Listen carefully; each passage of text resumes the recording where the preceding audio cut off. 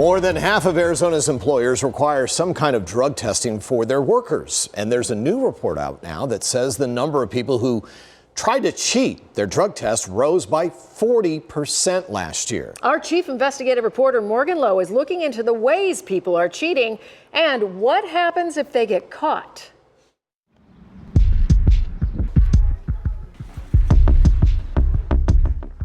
We visited head shops, supplement distributors, and regular drug stores. We have all the detox stuff right here. Looking for concoctions that drug users are using to cheat drug tests.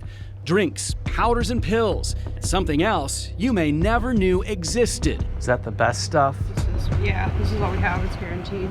This is what they sold me, synthetic urine.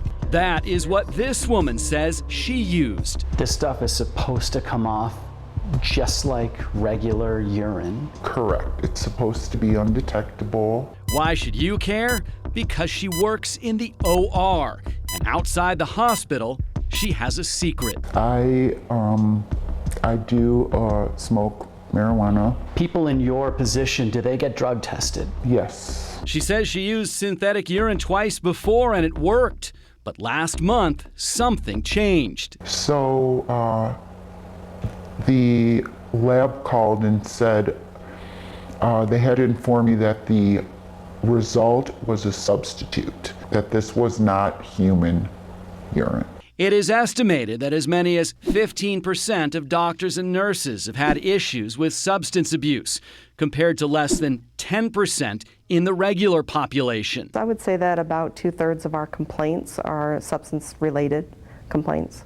Janine Dawn is the Associate Director of Complaints, Investigations, and Compliance at the Arizona State Board of Nursing. So our job is to protect the public. This person who we interviewed used synthetic urine. I had never heard of that. Yeah, it's pretty readily available. Does that stuff work? Not usually. But getting caught with drugs in your system is not necessarily the end of a healthcare career.